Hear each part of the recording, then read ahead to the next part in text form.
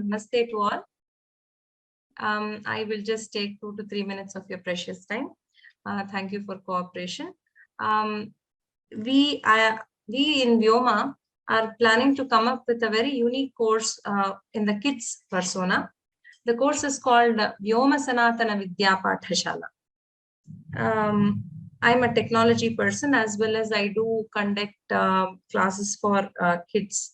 So based on our prior experience, when we conduct these summer classes or any kids-based persona courses, we would always get a request from parents saying that, why don't you have a course wherein our kids are engaged for a lot more time rather than a 2 weeks course or a 3 weeks course. We want them to have a continuous learning engagement from vyomas and where the content is authentic and the way of teaching is very much enjoyable by the kids. It's a fun way of learning. Our kids look forward to all these fun activities was the feedback that we would always get when we end a course on a valedictory function. So here is the course which has come up based on the request from the parents. It is called Vyoma-Samskrta-Pathasala. What does this Vyoma-Samskrta-Pathasala do? It is basically to inculcate Sanskritam, Samskriti and Samskara for the kids of age group between 6 to 13 years, which is a daily course and it is online. So here I'm assuming there are a lot of parents, maybe even grandparents present in the course. So if you have children at your home who are in the age gap of 6 to 13 years, kindly consider this. It's a wonderful, unique course curated by subject matter experts from Vyoma. It's a 3-staged program. Every stage would approximately run up to 1.5 years. The first stage would be the Shravanananda. The second stage would be the Vicharananda. The third stage would be the Acharananda. So as a child joins this VSVP, that is the Vyoma-Samskrta-Pathasala, in the first stage, it's mostly of listening. The kids listen to stories, shlokas, stotras, bhajans. They try to absorb everything and the listening skill develops higher than all other things. And then in the second stage, they think about what they have already listened. And in the third stage, they experience and enjoy and appreciate what they have learned. So the classes, what is being planned is 1 hour every day on a weekday, Monday to Friday, 1 hour. It will be mostly during evening times. So as most of us would have experienced, today's children are more busier than the adults. They'll have a lot of activities scheduled right from morning, getting up to the school, 7 o'clock, bus pickup, and then school activities. Then they come back home, there'll be music classes, dance classes, abacus, karate, Vedic maths, whatnot. The list is too long. So what we have designed in mind is 2 classes per week is compulsory. 2 subjects have to be studied by the students of VSVP. What are those 2 subjects? It is Sanskritam and shlokas and stotras. That is mandatory. Those are the mandatory subjects. So 2 hours per week out of 5 days, Monday to Friday, 2 hours they have to, it is mandatory and they have to give that 2 hours of time. The other 3 days, if your child has time, if you are interested, if you can make time, most welcome to join the other classes also. The other subjects being stories, Indian culture concepts, bhajans and Shishugeetani, activity hour. So all of these and much more, we have just made it a very condensed version, so that in the initial introduction, we just wanted to give a glimpse of how it is going to be. So 2 hours every week is mandatory. Based on the time available, children can enroll for up to 5 hours per week. So how to register for this course? Kindly log into sanskritfromhome.org and go to the What's New section, and you will see a course page of Vyoma-Samskrta-Pathasala. Kindly click on enroll. in our most of our courses, or till now, what we have done is once you click on enroll button, you're automatically registered for the course. So there's no turning back, or you're automatically registered for the course. But here in this particular course, as it's a kindly of a longer duration, and it needs a little bit more commitment, both from the parent and the child, we would like to have an interaction with the parent and the child along with Vyoma panelists.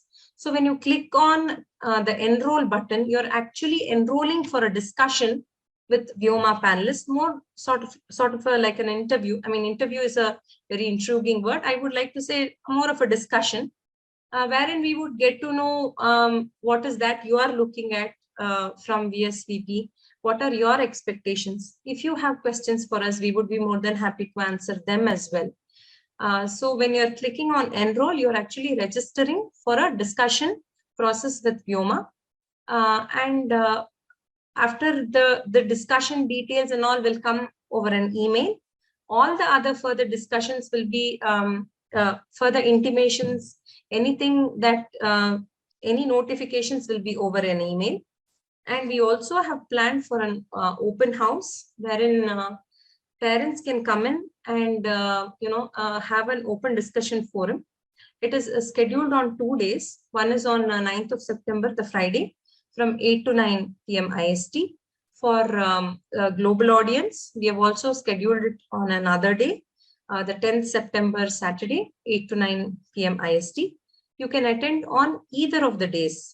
Whichever day is convenient for you, you are welcome to attend the open house wherein Vyoma people will be present. You will get to know more about what is vyoma-samskrta-pathasala, who are the teachers, how it is going to be structured, what is that we are going to offer. If you have some questions or concerns as a parent, you're welcome to ask those questions as well. The link to the open house will be shared on the previous day over email once you register, or even on the course page, it will be displayed. It will be put up a day before. So I would request people here who are interested, who have children at your house who are in the age group of 6 to 13, to kindly consider this. It's a wonderful opportunity, and kindly register to the course as well. We look forward to seeing you in the open house. And this is the perfect opportunity to inculcate right values for your child, for the child's overall development in the area of Sanskritam, Samskriti, and Samskara. Kindly spread the word also. If you have like-minded family and friends, kindly pass on the message that there is a unique opportunity coming up from Vyoma's end. The last date to register is 8th September. So, and we also have limited number of seats. I would like to say now that the promo is going on, we have close to 120 plus registrants already. So it's going to be a wonderful experience. There's a lot of kids who have shown interest and who are willing to come and join. So next, the discussion process is going to open up. So kindly register for the course, spread the word, and we look forward to seeing all of you in the open house. Dhanyavadaha. Rama Bhagini, thank you for the opportunity. Ram Ram Ram. Dhanyavadaha Bhagini.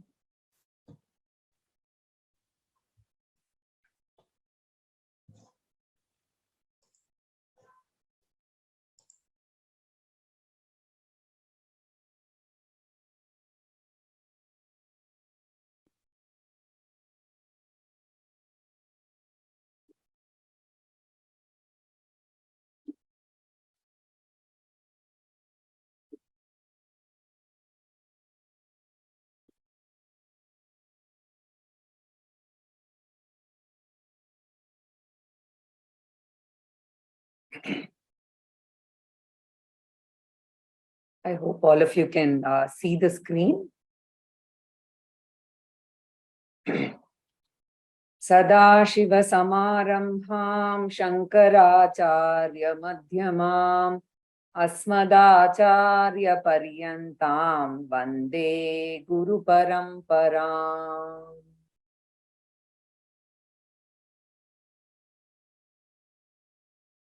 Param Varishtam Brahmishtam Paramanandarupinam Paramarthanandayatim Sadgurum Pranatosmyaham.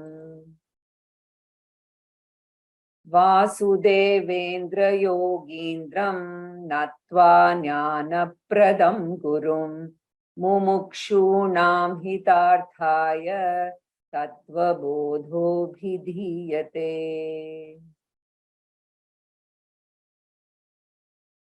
So, Swarna Bhagini, you can chant after me.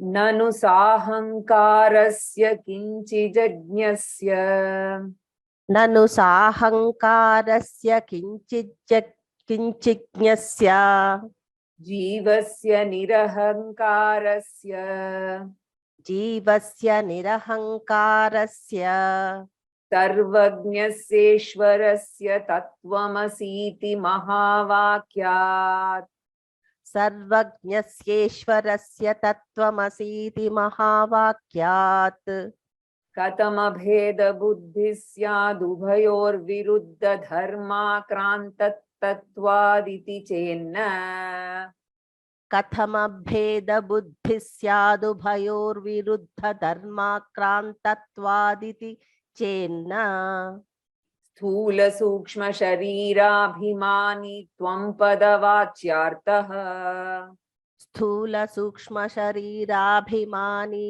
त्वं पदवाच्यार्थः उपाधि विनिर्मुक्तं समाधिदशा संपन्नम् उपाधि विनिर्मुक्तं समाधिदशा संपन्नम् शुद्धं चैतन्यं त्वं पदलक्ष्यार्थः शुद्धं चैतन्यं त्वं पदलक्ष्यार्थः एवं सर्वज्ञत्वादि विशिष्ट ईश्वरस्तत्पदवाच्यार्थः एवं सर्वज्ञत्वादि विशिष्ट ईश्वरस्तत्पदवाच्यार्थः उपाधिशून्यं शुद्ध चैतन्यं तत्पदलक्ष्यार्थः उपाधिशून्यं शुद्ध चैतन्यं तत्पदलक्ष्यार्थः एवं च जीवेश्वरयोर्चैतन्यरूपेणाभेदं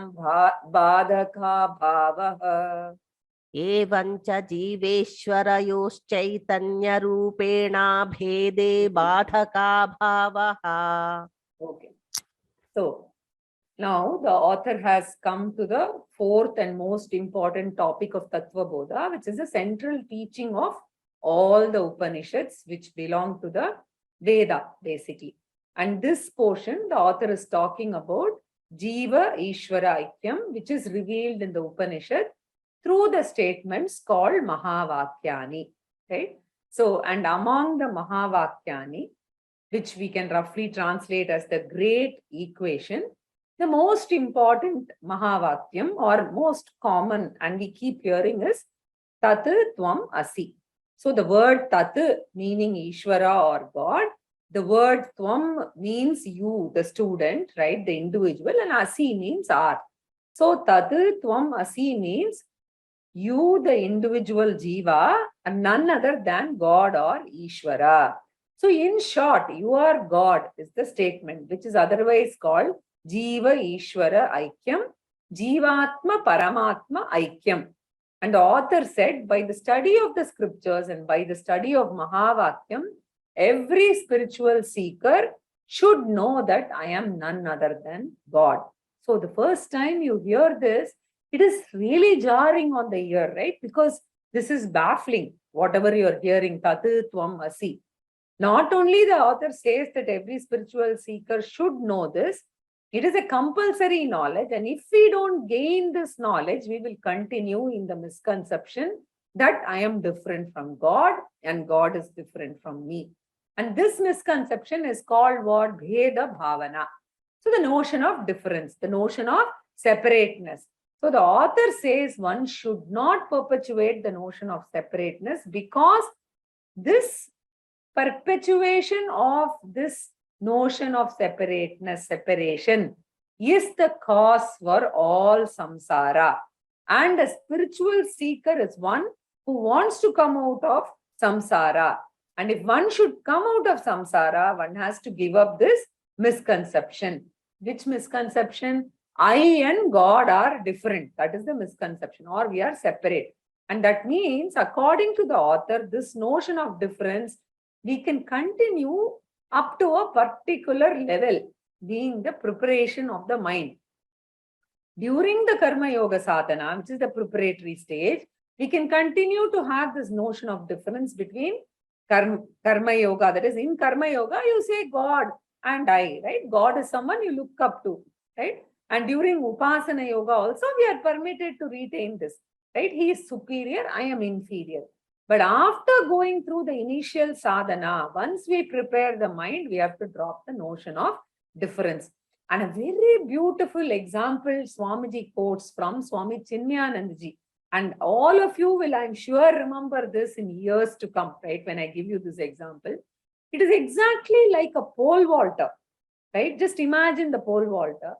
He uses the pole to cross the bar, right? So now, should the pole vaulter use the pole? Ask this question. He has to use the pole. But how long?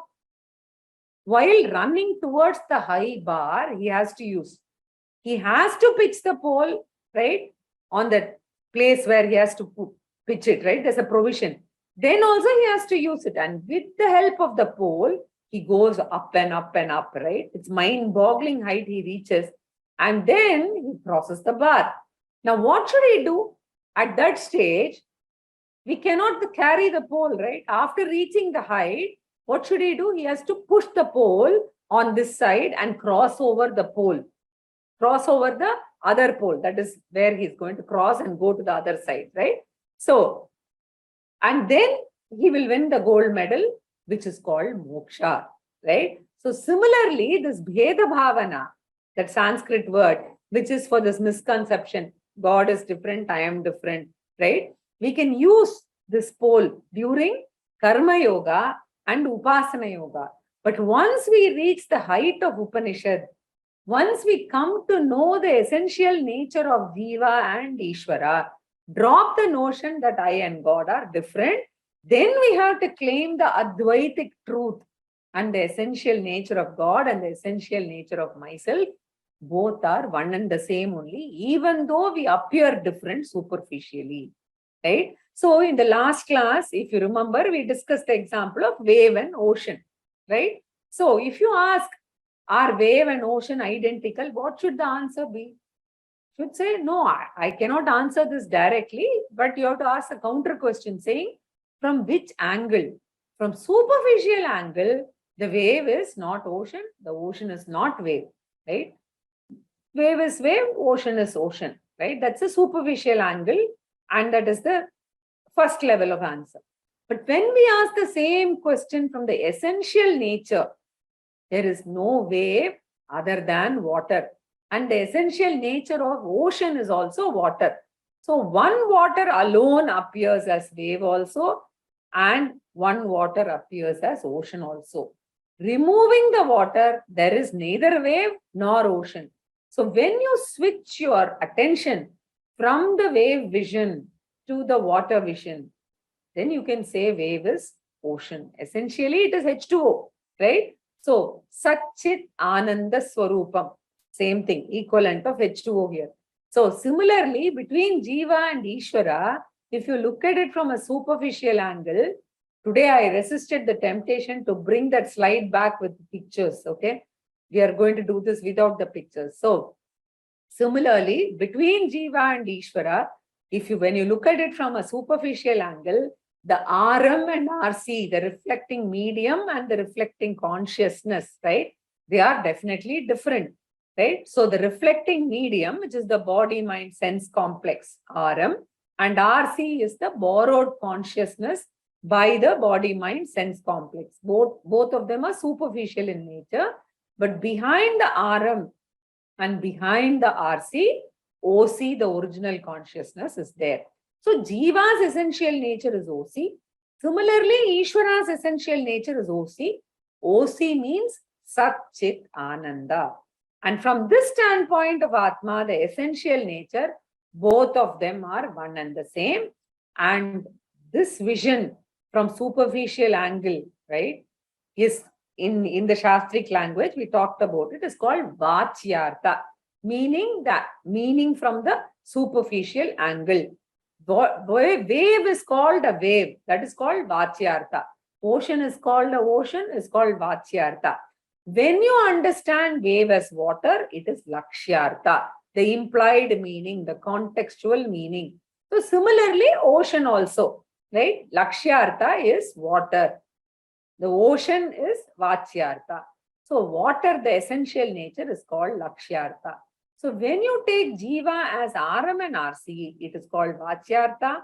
Similarly, when you take Ishvara as Aram and RC with superior qualities, it is Vachyartha, right? So from that angle, Jiva's body, Sthula Sukshma Karana Shariram, and Ishvara's body, Sthula Sukshma Karana Prapancha, are different.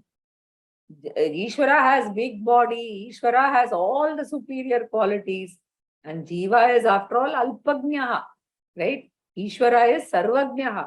So RC of Jiva is just a speck, right? And this speck goes and sits in Ishvara, in Vishishta Advaitam, if you see. That is the connection. Whereas we don't talk about that at all, right? So I'm not going to get into Advaita now. We are anyway seeing Advaita. In Vishishta Advaita, this speck of this Jiva goes and which is part of Ishvara, is very much, merged with Ishvara. So they are different. Basically, the Aram is different in the case of Ishvara and in the case of Jiva. So from that standpoint, they are different. So Sthula Sukshma Karana Sharirat Vyatiriktaha Avastatraya Sakshi Panchakosha Vilakshana Satchidananda Swarupa is Atma. So turn your attention to that OC, and that is called Lakshyartha. So the author says, when you shift your attention to Lakshyartha, then Jiva is Ishvara, Ishvara is Jiva, and when Guru says Tattvabodha Shishya, if he says, the Shishya can immediately, without batting an eyelid, say Aham Brahmasmi. So teaching Mahavakyam, you use Tattvabodha Asi, and understanding the Mahavakyam, I say Aham Brahmasmi, right? So that is what we were seeing. And in the Nanu portion that we saw, right, in the last class, the student is wondering, how can this Jiva and Ishvara be ever one and the same? This is not a wrong statement, because they are diagonally opposite. Jiva is a worshipper and Ishvara is worshipped. Jiva is meditator, Ishvara is meditated. So how can they be the same? One is master and another is servant. So that is why everybody names what? Rama. They basically, what do they say? I am a Rama Dasa, I am a Krishna Dasa, which means what? I am a Dasa and God is Bhagavan or Swami. So how can a slave and a master ever be equated, right? So it's a sacrilege. This is the Jiva's fundament. And the Guru says, you need not be disturbed. When you understand, you can happily claim, right? We have all the time for you to come there, right? So therefore, in the next portion, iti chenna, there is no contradiction if the vision is clear. And what is that? Sthula Sukshma Sharira Bhimani Tvam Padavachyartha. The superficial meaning of the word is Aram and RC.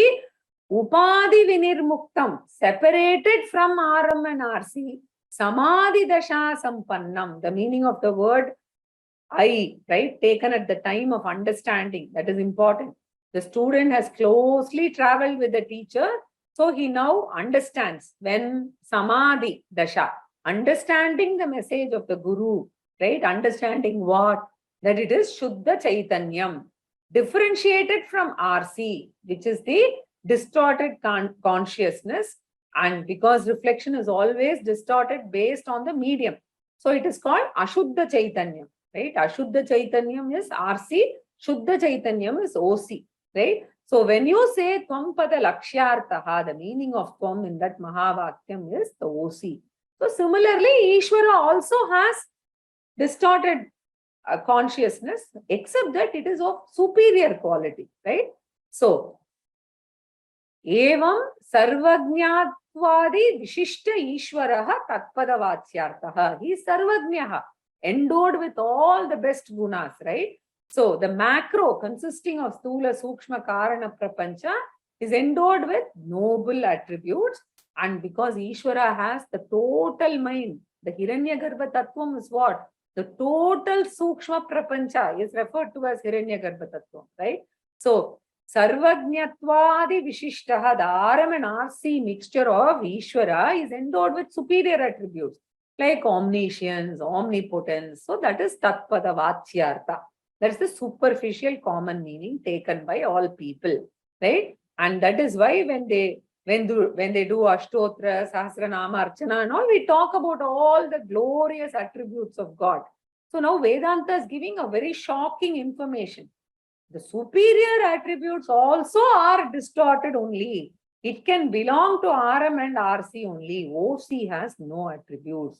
OC is endowed with no attributes. You can't even use the word endowed, right? Vedanta makes that statement.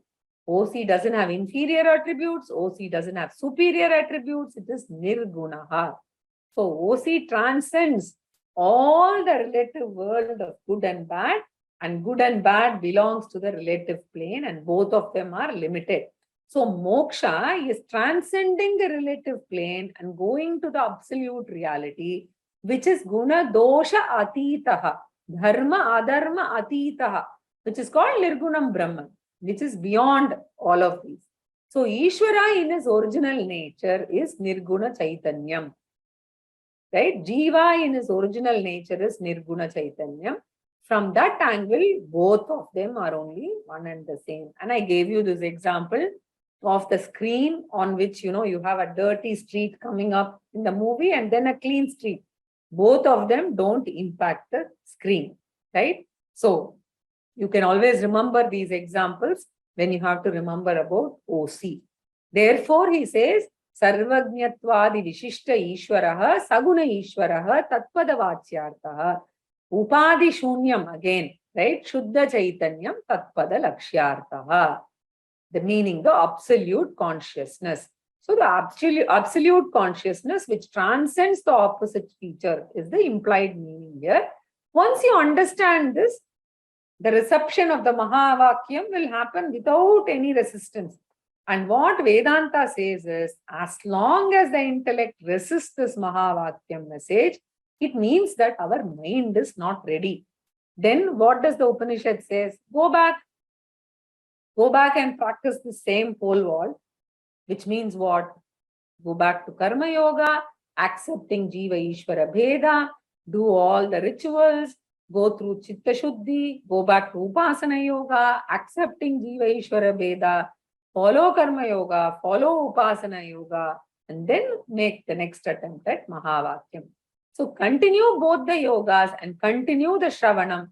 A time will come when the mind and intellect is able to absorb this message without any resistance. Whether I am fit or not, how to know? We always have this question, right? Very simple. Just keep attending classes. The Shravanam will keep happening, right? One day you will be able to accept this very easily, right? Because we are also doing Karma Yoga and Upasana Yoga in parallel. One time will come when the Chitta Shuddhi is there. A time will come when the Mahavakyam smoothly enters and I can claim Aham Brahmasmi. This is what is said in the next portion. Evamcha Jiva Ishvarayoho Chaitanya Rupena Abhede Badaka Abhavaha. Evamcha, in this manner, Jiva Ishvarayoho, between Jiva and Ishvara or God, Chaitanya Rupena, from the standpoint of the essential nature, otherwise called Lakshyartha Drishtya, from the standpoint of contextual essential nature, Abhede, when they are non-different, when it is received and digested also without any emotional resistance, right? So, otherwise what happens, as even we claim, there will be this, the body will feel very, very nervous, right? So, basically we start, Vedanta says, you start your life with Dasoham Bhavana. If you remember, there is a song by the Tyagaraja Swami, and I think MS sings this, Tava Dasoham, which means what? I am your dasa.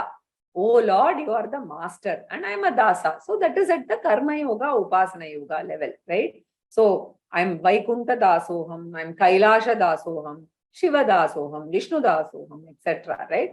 But Vedanta or Veda is unique that it says start with dasoham, right?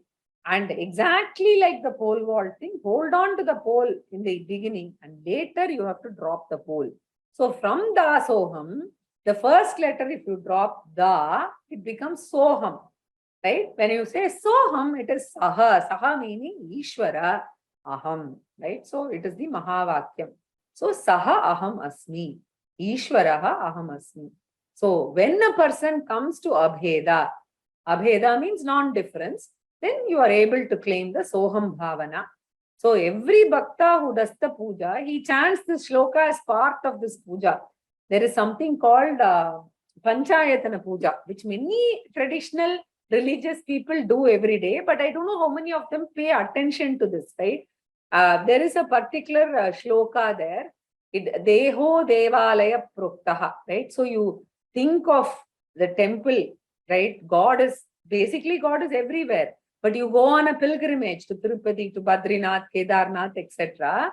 So in the puja, the shloka says, Deho Devalaya Prokta. You have got a closest temple. That's your own body. Sanctum Sanctorum. Heart is the Sanctum Sanctorum. And if heart is the Sanctum Sanctorum, who is the God? Jivo Devas Sanatanaha. The very Jiva who resides in the heart, whose essential nature is not RM or RC, but essential nature is OC. This Jiva is God.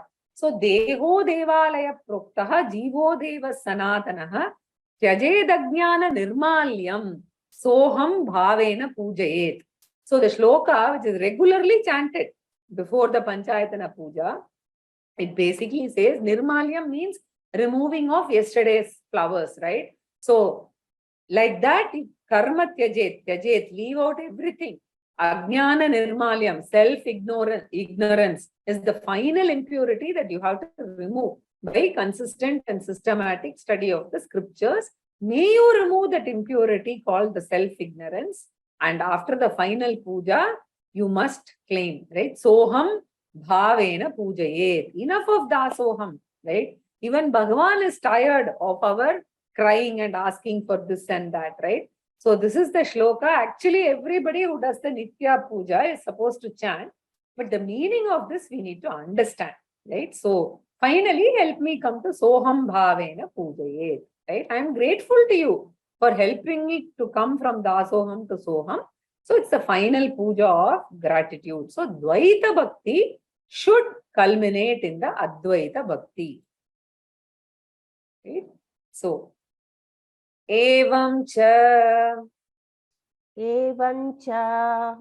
Vedanta Vakyaihi Sadgurupadeshena cha Vedanta Vakyaihi Sadgurupadeshena cha Sarveshvapi Bhuteshu Yesham Sarveshvapi Bhuteshu Yesham Brahma Buddhirutpanna te Jivan Mukta ityartaha.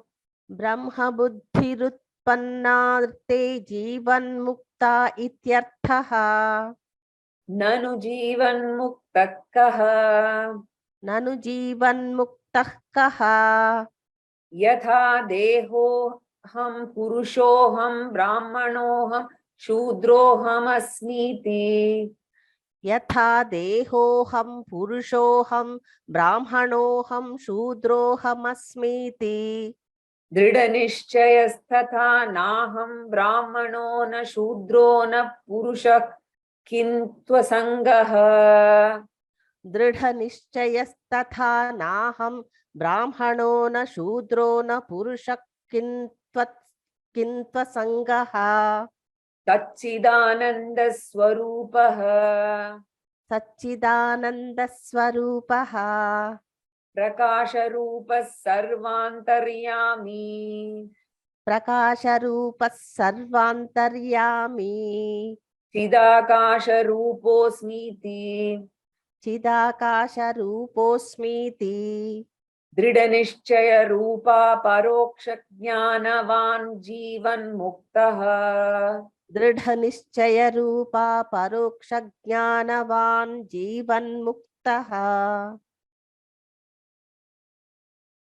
So, this Purnatvam, the fulfillment and freedom from the limitations, is what is referred to Jivan Mukti. Okay, we'll see this in detail. So, Evamcha, in this manner, Vedanta Vakyehi, with the help of Vedantic teaching, even though Tattvabodha doesn't come under Vedanta directly, we must remember that, because the final part of the Veda, which is the Upanishad alone, is called Vedanta, but Tattvabodha is the condensed version of the original Vedanta. Therefore, the teaching is the same. So the words belong to the author here. So he's saying, therefore, Vedanta Vakyehi, with the help of the Vedantic teaching, direct or indirect, right? And how should we study the Vedanta? This is extremely important. And please tell over-enthusiastic friends or fellow students, never self-study the Vedanta. Author gives a warning. Self-study of Vedanta is highly risky proposal because we may not understand it. And if you don't understand, there's no problem. But often we may end up misunderstanding. And therefore, all the scriptures uniformly warn that do not study scriptures independently, but with the guidance of a guru and shastram, right? Both of them are complementary because guru is not guru without shastram, and shastram means scriptures, and shastram is not shastram without a guru. So both together alone can communicate, and therefore the author says, Sat Guru Upadeshena cha. So Sadguru means a proper guru. And how do you define a proper guru? So in Sanskrit, normally guru also means heavy, okay? So there's not that heavy one, right? So guru means the one who was a disciple once upon a time. Such a disciple alone is fit to be a guru because he knows the methodology, right, of how to transfer it, because his guru transferred it based on the parampara. So that is why in the beginning of the class, we start with Sadashiva Samarambam and we do that prayer because we are ever grateful to the Guru Parampara for having handed over this teaching in this format, right? So Sadguru means one who has been a disciple earlier. So Sadguru Upadeshena cha sarveshu bhuteshu esham brahma buddhi rutpanna. So one who has got the buddhi meaning jnanam here, right? Not intellect. In this context, it means jnanam. Brahma buddhi means brahma jnanam or atma jnanam. So what type of atma? Sarveshu api bhuteshu atma is the essence of not only myself, but the essence of everyone. When the waves understand that I am essentially water, and not only the waves look upon itself as water, assuming that the wave is sentient, but it looks at all water bodies as just water, right? So similarly, a jnani is one who understands Atma is not only in this body, the same Atma is in everyone, right? Vidya Vinaya Sampanne Brahmane Gavihastini Shuni Chaivas Shvapakecha Pandita Samadarshinaha. In the 5th chapter of the Gita, Krishna says this, right? The wise people see the same Brahman in a Brahmin who has a knowledge and humility, and in a cow, in an elephant, in a dog, as well as a dog eater. The reason for taking dog eater is we believe in our culture that that is the lowest form, right, of a human. So, and whether he is Brahmana, Kshatriya, Vaishya, Shudra, male, female, Hindu, Christian, Muslim, whether they accept or not, I understand Atma is the same in every human being, right? So, Shuni Chaiva Kshvapatecha. So, the dog as well as the dog eater, he says in Gita. So, in everyone, Atma is uniformly there. Iti Jnanam, the one who has got this knowledge, right? So, in Bhagavad Gita, we say Brahmarpanam, Brahma Havihi, Brahmagno, Brahmana Hutam. So, that is another very important verse in the Gita where it talks about Jivan Mukti. They are liberated from samsara even when they are alive. So, that means what? They get moksha here and now. They need not travel to some other world after death at all. Because in many systems of philosophy and theologies, moksha is never possible here, right? What happens for moksha? You have to do a sadhana and then finally, right, die successfully. After death, you're supposed to travel to some paradise or some place, and there you are supposed to get moksha. So we don't know whether it is going to happen or not. After death, what is going to happen? Who knows, right? You cannot be sure. And can you go and sue the guru? You can't do that because nobody is around also. Therefore, basically, now for everything, we go legal, right? But the Vedantic Acharya says, especially the Advaita Vedantic Acharya says, you will get moksha not after death. You gain knowledge here and now. And you can enjoy the benefit of the knowledge called Jivan Mukti, freedom from samsara. And what is that, right? Jivan Mukti. So, before that, just a small reminder, by constantly listening to this teaching, right, called Shravanam, and later by constant reflection, I should convince my intellect that I am the immortal self in reality. It is not a belief based on somebody else's words.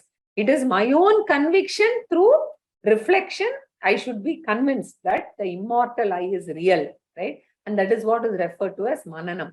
So those of you who went through Introduction to Vedanta in detail, Jnana Yoga comprises of Shravanam, Mananam and Nididhyasanam. Shravanam is listening. Mananam is getting all the doubts cleared and reflecting, right?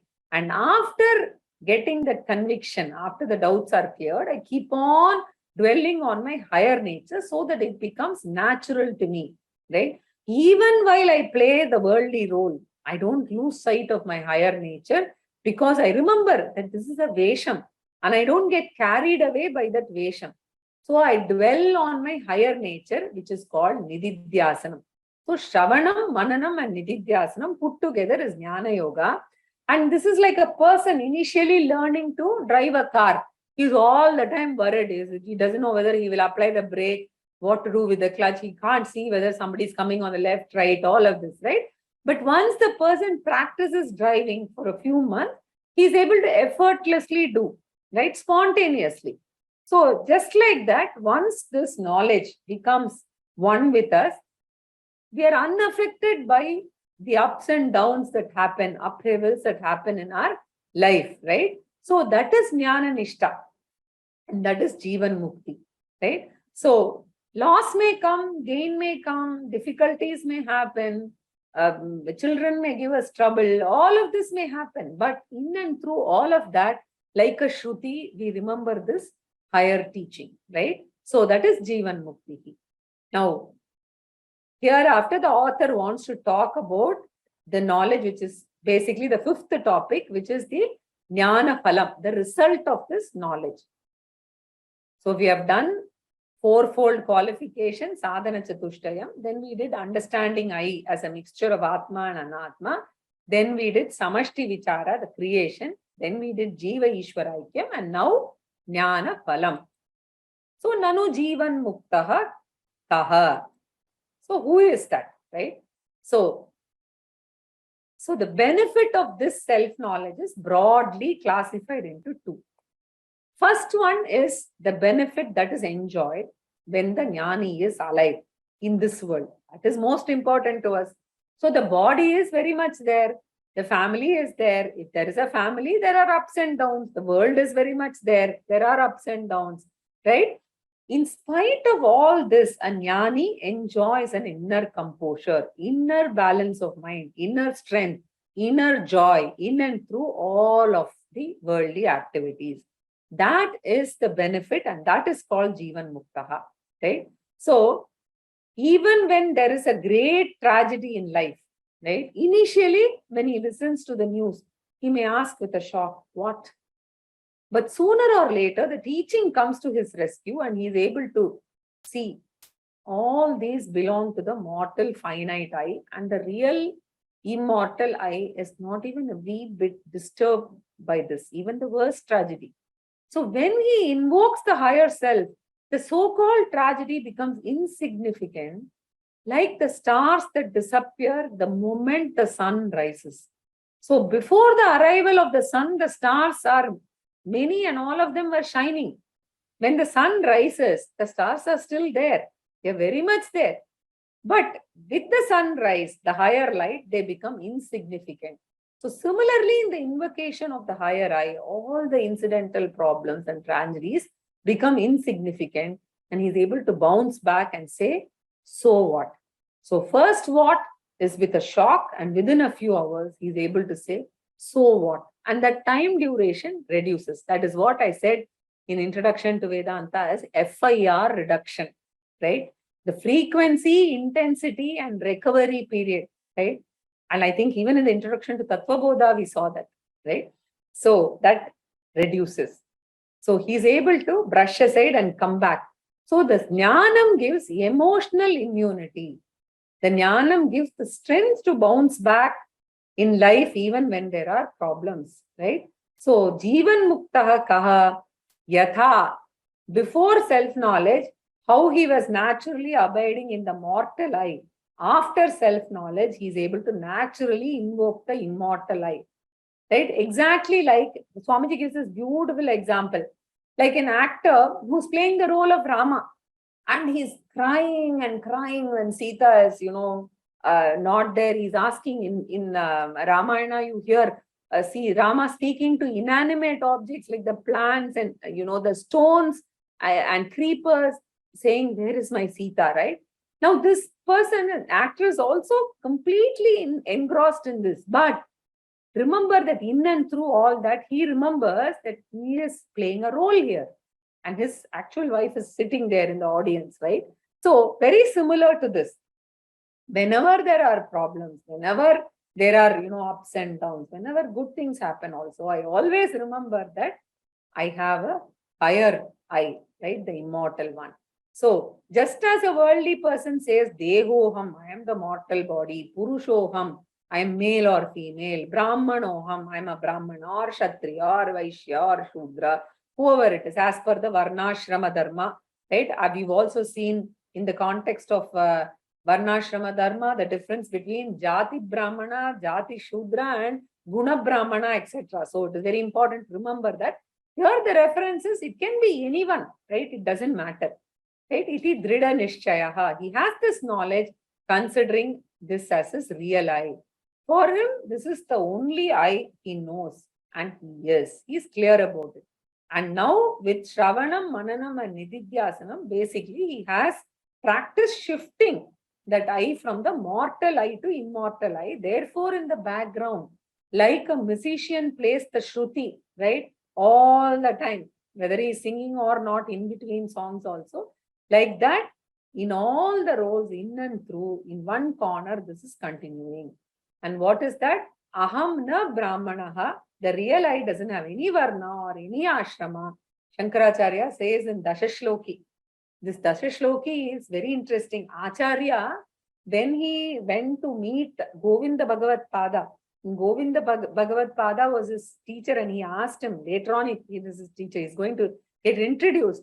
And when Govinda Bhagavad Pada asked him, right, to introduce himself, that is when he spoke about Dashashloki. What a great student. He spoke these words. Na varna na varnashramachara dharma na me dharana dhyana yoga dayoti. It goes on like this. Shiva Kevaloham. Lot of 10 verses are there. The highest philosophy Acharya spoke in the very first introductory meeting with Govinda Bhagavad Pada. Very interesting. So the castes are not for me. None of the duties attached to the castes are for me. Any stage in life doesn't matter. Right? Any of those. Then who am I? Chidananda Rupa Shivoham Shivoham. I am not any of these. Female, male, Brahmana, gender, whatever. Right? I am just using a temporary costume. Right? In the last Janma, I may not have even been a human being. What to talk of gender? Right? It is a superficial identity. I am beyond gender. I am beyond Purushaha, Stri, right? All of that. I am Asangaha. Pure consciousness is not contaminated by any of the attributes. So my real nature is Satchidananda Swarupaha, right? Prakasha Swarupaha, right? So Prakasha means I am the consciousness principle which reveals not only the body-mind sense complex. First, I reveal the body-mind sense complex, and then I use the body-mind sense complex as an instrument to reveal the external world. So I am the illuminator of the material universe, Prakasha Rupaha, meaning illuminating light of consciousness, and Sarvantaryami. I am not confined to this body alone. I am present in every body, like the wave recognizes, right? I am water and I am the same water behind all the waves. Similar to that, I am Sarva Antaryami. Antaryami meaning the inherent principle, right? Chidakasha Rupa. So I'm not only like a light illumining everything, I'm like Akasha also, which pervades everything and supports everything. So I'm called Chidakasha also. And these are all not mere words.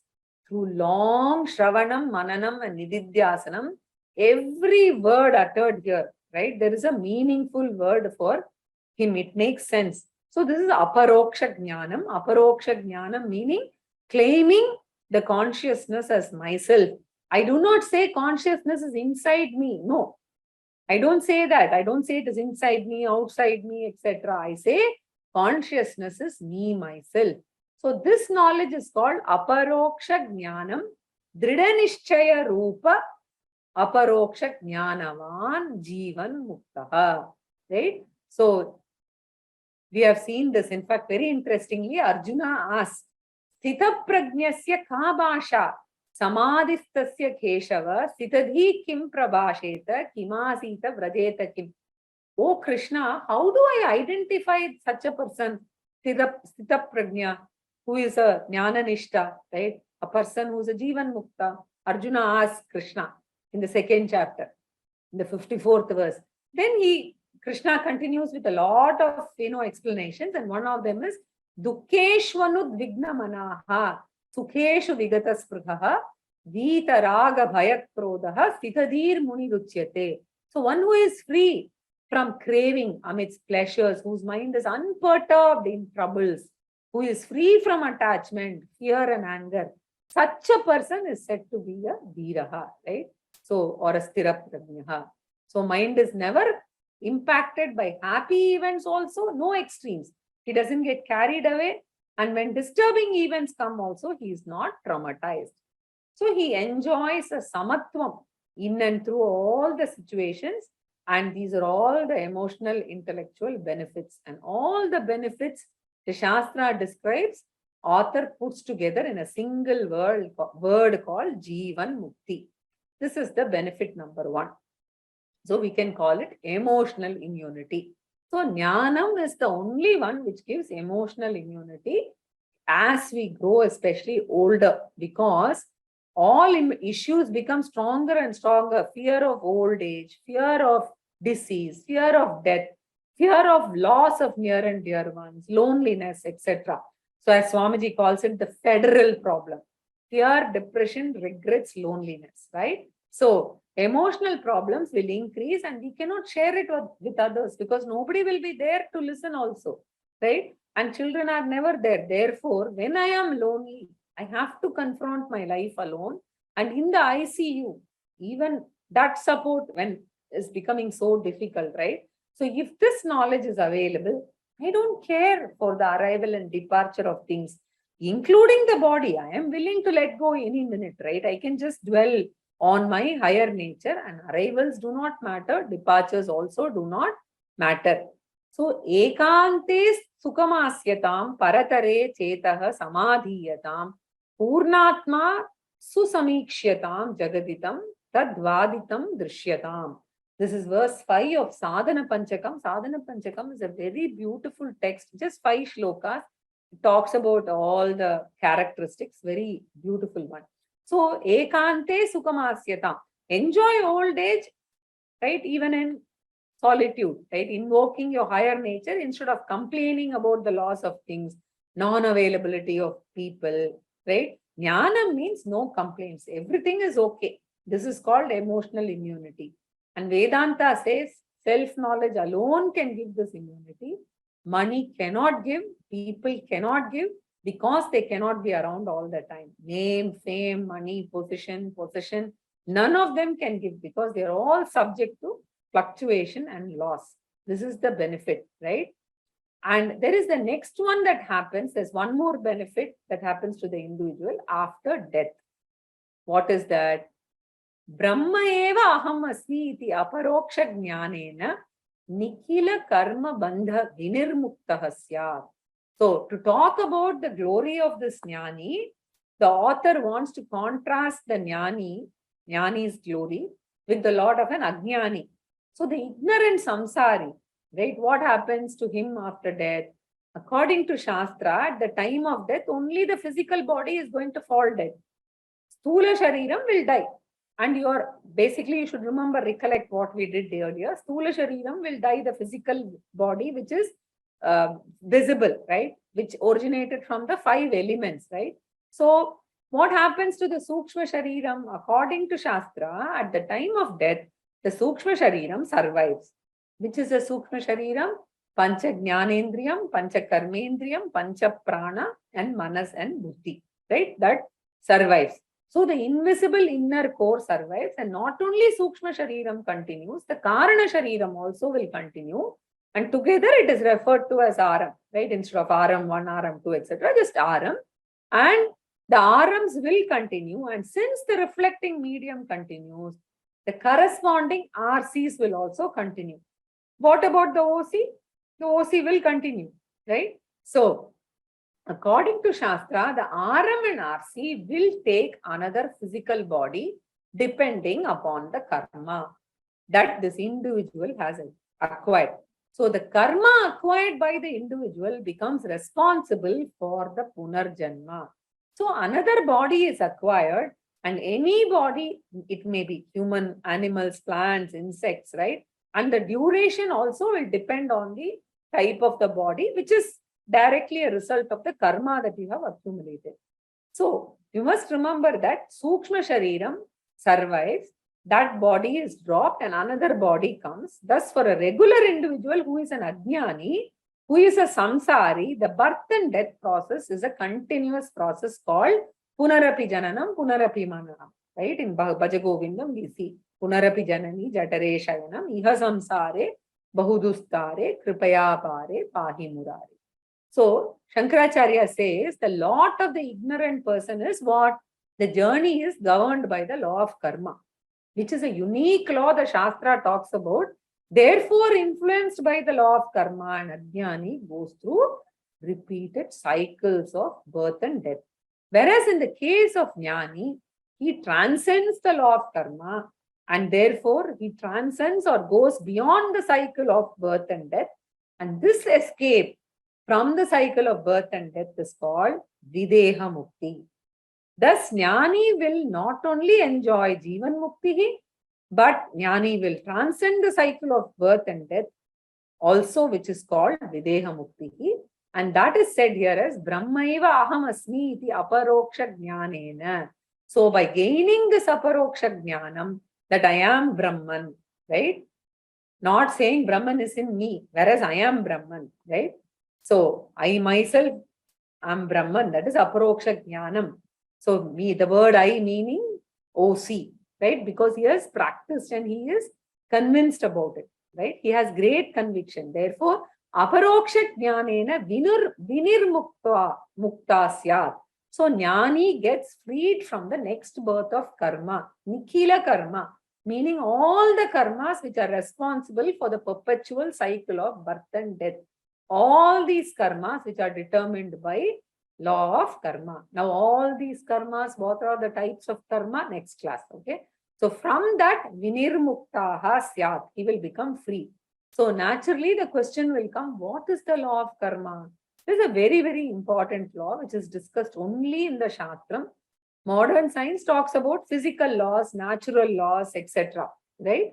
But Shastra talks about a special law, which is law of karma, and it says twofold laws act. One is the natural law, which is governed right, by the material sciences. And there is a law of karma which is talked about in the Shastram, which is the Shastric law of karma, which is administered by Ishvara.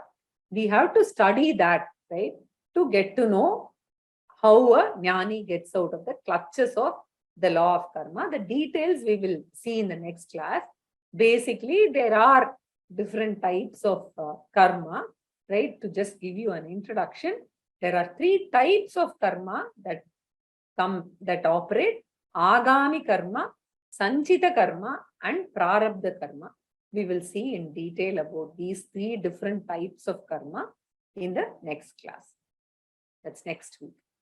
Purnamada Purnamidam Purnat Purnamudachyate Purnasya Purnamadaya Purnamevavashishyate. Om Shanti Shanti Shanti.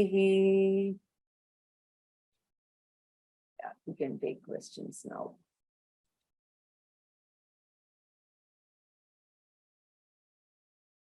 So Dvaitam and Vishishtadvaitam, just one point.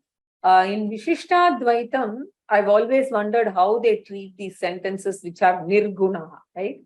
Because in Vishishtadvaitam, the God is always endowed with Kalyana Guna. So I understand, because I don't know Vishishtadvaitam that much. The nirguna means they interpret it as without bad guna. And that is why they say that Ishvara is endowed with good, right? Kalyana Guna. Okay.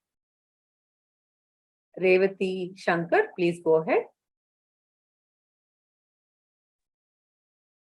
No, madam, I didn't ask for anything. Sorry. Okay, fine. Sorry. Yeah. Shriram, please go ahead. So I'm just trying to reflect on what we have studied so far. So early on in the Tattvabodha, there was the statement, Nitya Vastu Ekam Brahma Viktiritam Sarvam Anityam. Now we have 3 concepts: Jiva, Ishvara, and Brahma. I'm trying to see why we introduce the concept of Ishvara. So there is the Vyashti, which is individual. We know Jiva is, since we are thinking, we are contemplating this whole thing, there has to be the concept of Jiva. Okay. There is a Brahman. Then there is a Prapancha, which is the world. Oh, why did we introduce the concept of Ishvara? Is that just a collective? Ishvara and Prapancha, if you remember the diagram, it is the composite Sthula, Sukshma, Karana, Prapancha along with the reflected consciousness which represents Ishvara.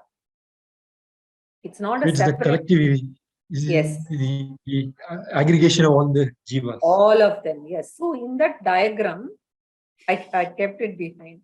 1 second. Yeah. So here,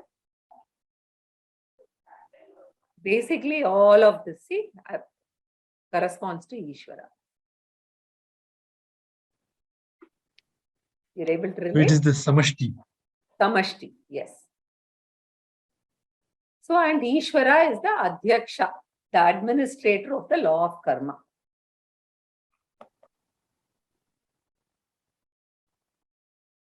Okay. Okay. Now, that is equal. Ishvara is like the Judaic concept of God.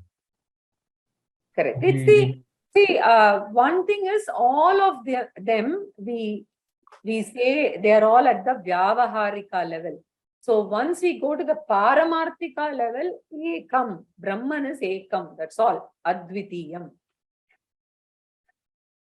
Our dream we refer to, I didn't want to use these terms, but anyway, now that we've come here, the dream, we call it as pratibhasikam.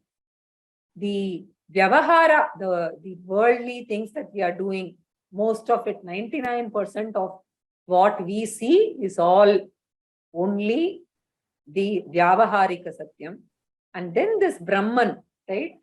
We refer to as Brahman, Ekam, Advitiyam, all of this explanation, Ashabdam, Sparsham, all of that.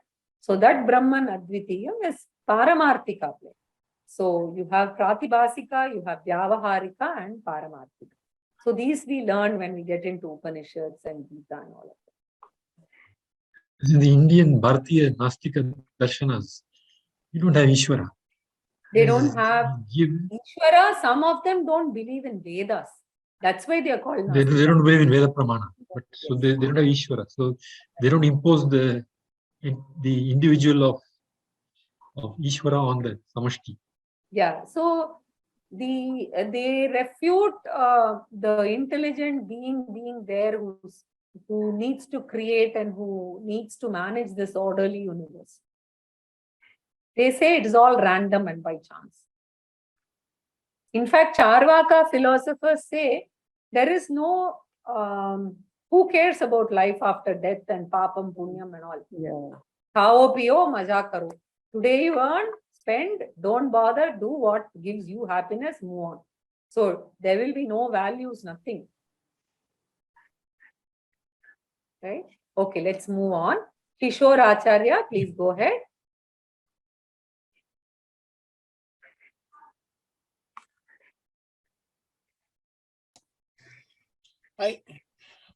This is my question. See, you have mentioned that the gross body also does the reflection of the consciousness.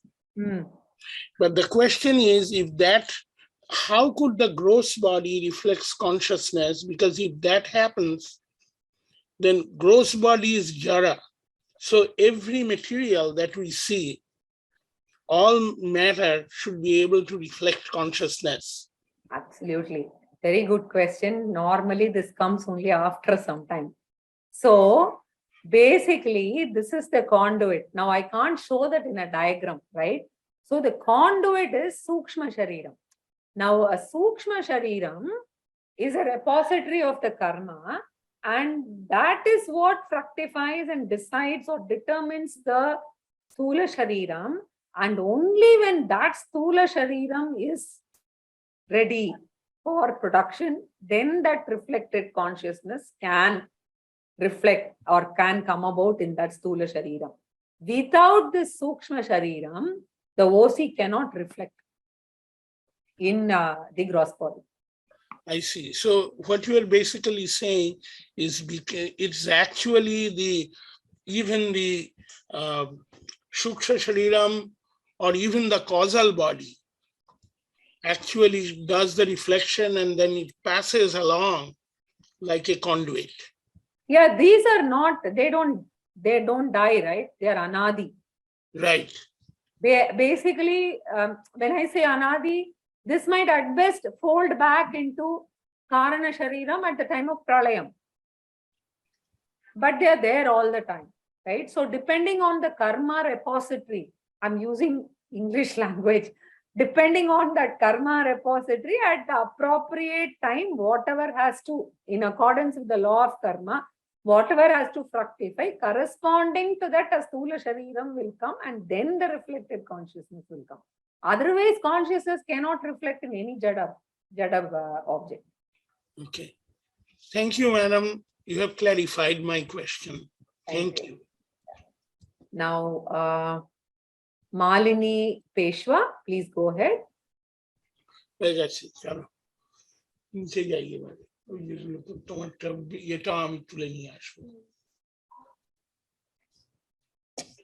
Malini, I'm not able to hear you. Can you be louder?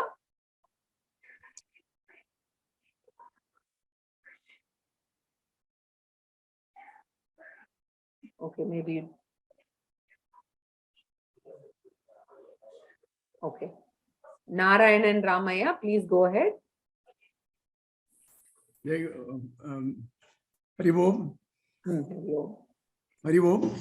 Hari Om. Go ahead. You were talking about Videha mukti, that is getting liberation after leaving the body.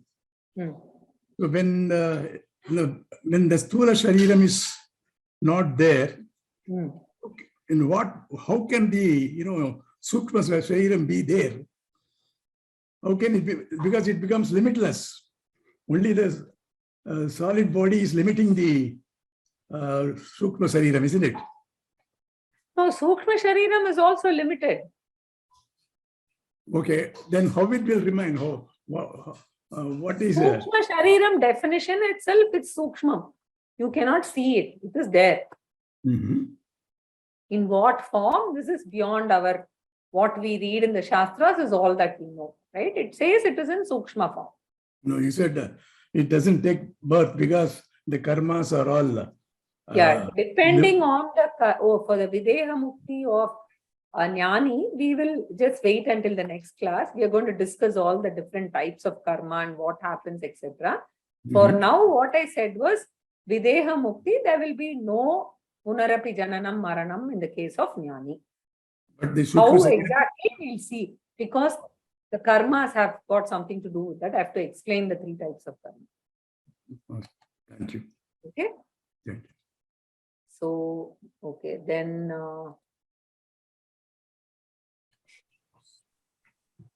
who else is there? Krishna Prasad, please go ahead. Namaste, Bhagini. Thank you. Ah. I'm trying to recollect the summary in between the class. I think you provided summary as 4 points.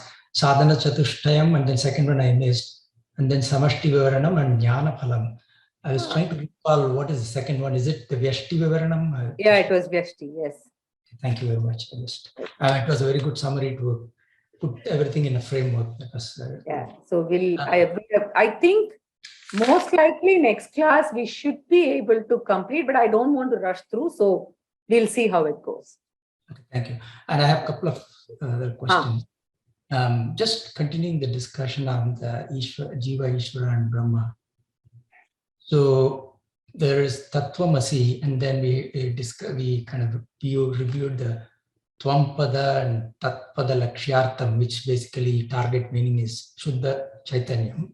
So I'm thinking the Tattvamasi is a Jiva Ishvara Aikya, and Ishvara being Vyavaharika. The Tattvamasi is just like a pole of a pole vaulter. It is not really, the target should be Aham Brahmasmi. So absolutely. Yes. A nice takeaway, yes. So I've been thinking from the last class itself, this Jiva Ishvara and then Brahmasmi. So this kind of gives the good pathway to understand. So that's very good explanation. Thank you very much. And one more question is on the Aparoksha Jnanam. Is there anything called Aparoksha Jnanam? Because Jnanam means that should be gained, and Aparoksha is immediate. So what is Aparoksha Jnanam, if you can? I actually didn't want to get into that. Okay. In the Shastra, we talk about 3 types of Jnanam. Pratyaksha Jnanam, meaning with your sensory, sense organs, you can perceive objects around you. That is Pratyaksham. Paroksha Jnanam is something which is distant or in the Purva Janma or in the future or something. Paroksha, very, very distant. And Aparoksha is something which is very close, and the example of Aparoksha Jnanam is Aham Brahmasmi, and that realization which is within yourself. So Aparoksha Jnanam is now you definitely know it's neither Paroksham nor Pratyaksham. So Aparoksha refers to that. So it is basically the shedding of ignorance. Absolutely. Self-ignorance. Okay. Thank you very much. Thank you. Okay. Then one second, let me now see who else is there. Malini Peshwaji, if you want to raise your hand, you can again, please, because I didn't know whether you wanted to speak or not. Kishoriji, go ahead.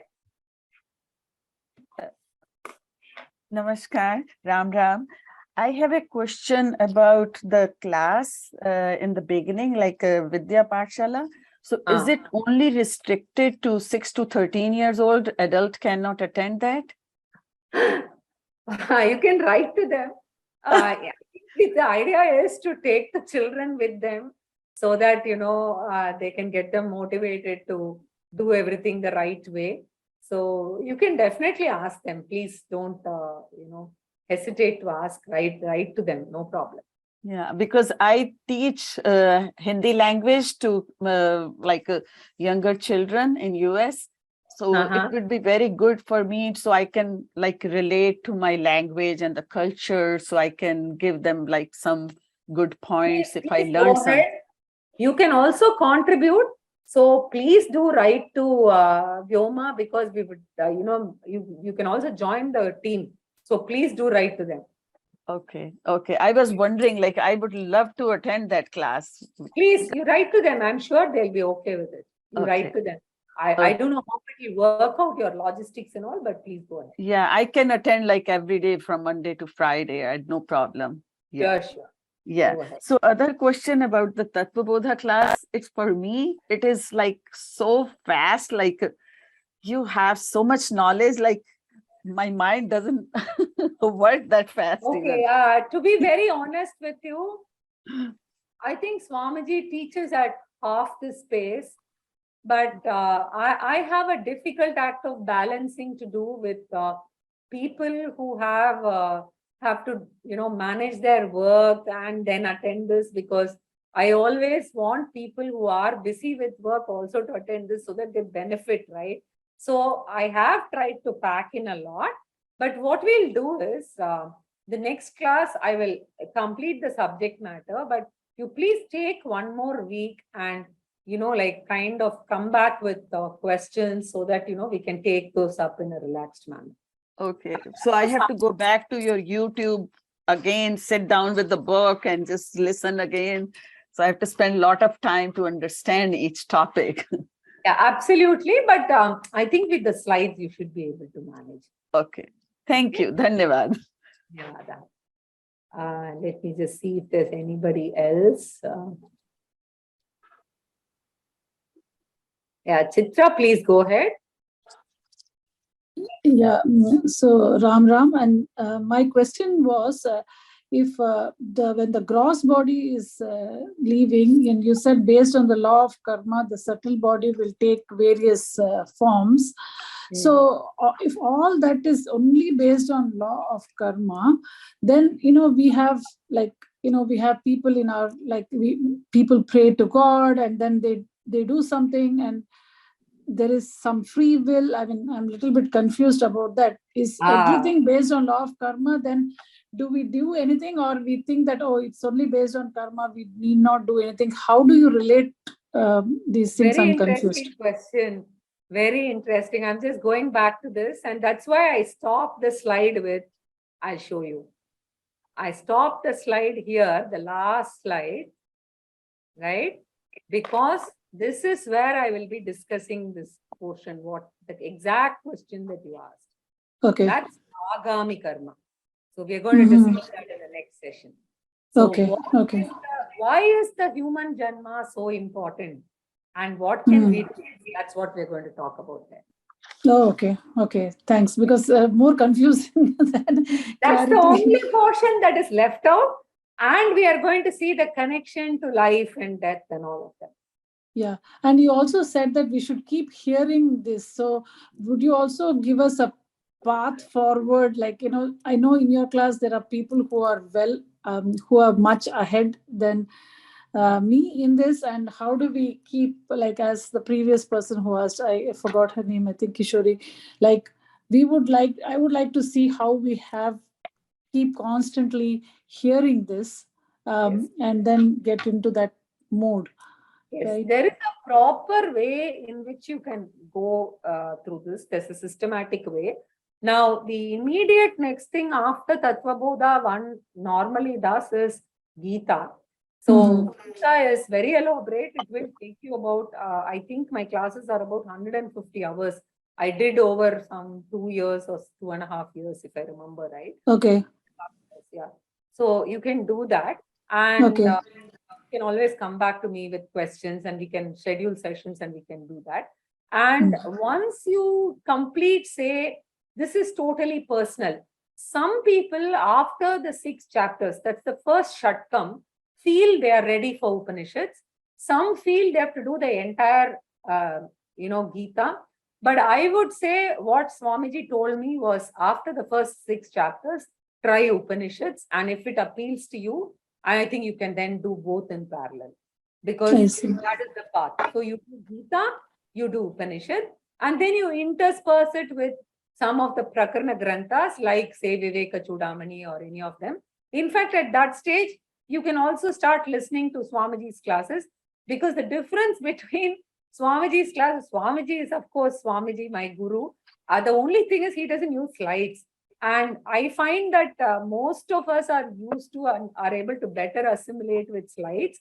So initial days, the slides are useful. After that, you don't need, exactly like the pole vault, you can get rid of the slides, right? So that's the path you can take. Yeah, thank you. So your Gita classes are also offered by this Sanskrit home, or? It's there in Sanskrit from home, and you can download all the material, the slides are there. Okay, thank you. Okay. Great. So now Venkateshwaran Mahoday, please go ahead. Madam, this Namaskaram. This, if you see the Narayana Upanishad, it mentions everything has emerged from Narayana. All we see is but Narayana only. Correct. And then one who studies Vedas, one who all those qualities, finally you become one with Narayana. Correct.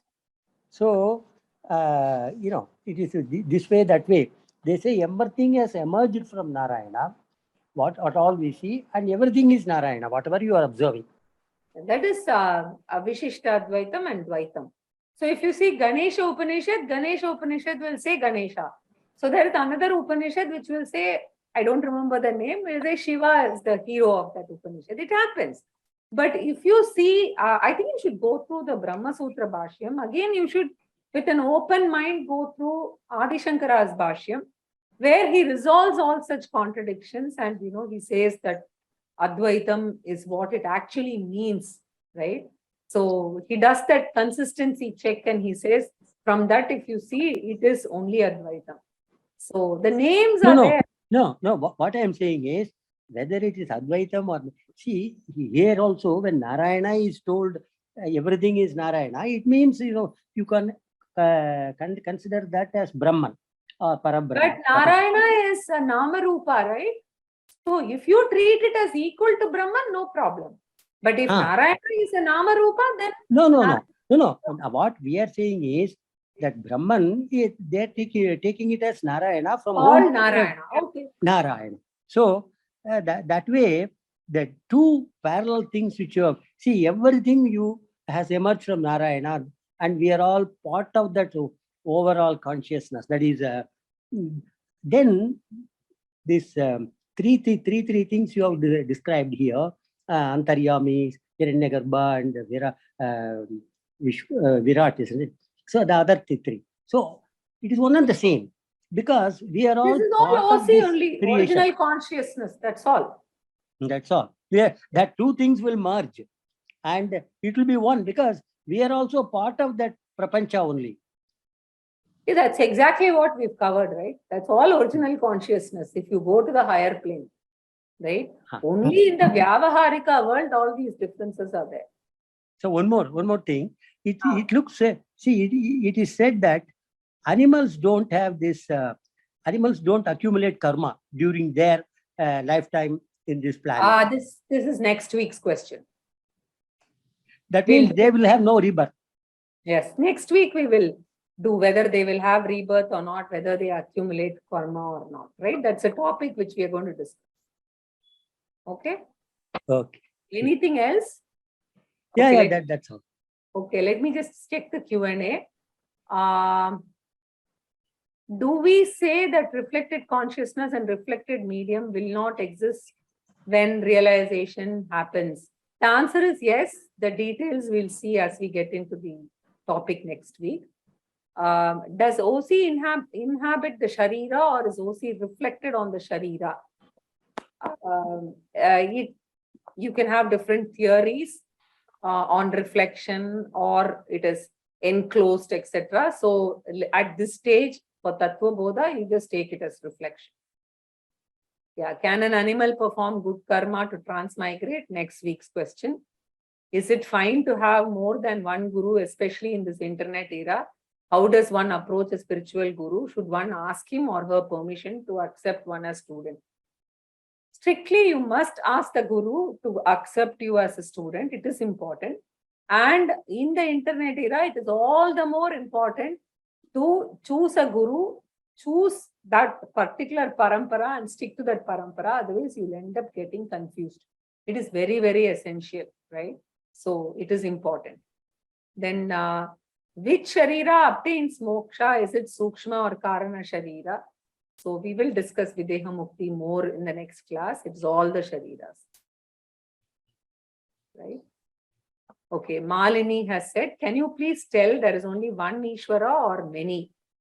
Now, there are many gods with small letter G. But when that diagram, when I show that Ishvara, right, when I'm saying it is a Samashti Ishvara, then it is just one. Okay, which is basically Maya Sahitam Brahman, nothing else in simple forms. Maya Sahitam Brahman is Ishvara, that's all. Okay. That is the capital G, God. All other gods are small gods like Vishnu, Shiva, Brahma. Then, of course, the Indra and others are all Devatas. Okay. Secondly, in Gita, it speaks about Maya and three gunas. Where does it rest in Sukshma Sharira? This was covered in detail about the Trigunatmika Maya and how the gunas get reflected in the Sukshma Shariram, etc. So please kindly go back to the session on Sukshma Sharira and revise this on the Srishti itself, right? How do the Karmendriyanis come? Jnanendriyanis come from the Sattva part, all that we have discussed in detail in that session. In the, okay, Guruji, when studying the Shastra, should we memorize them? Ideally, yes. But we come to the study of Shastras very late. So in those days, they used to memorize much earlier and study much later. Now it's a little difficult to memorize the, the Shastra. Even to get by heart Gita, there is a group which is along with me struggling to get by heart the Gita. So it's not that easy. OC and Ishvara are different. Yes. Now that I have explained all this, right? Maya Sahitam Brahman is Ishvara.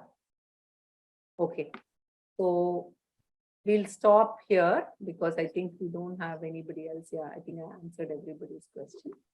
So those of you who feel that the class has been fast, if you can revise over the period of next 2 weeks, then in the final session, you can come up with questions and I will definitely take time to explain. Okay. Thank you very much. Dhanyavadaha.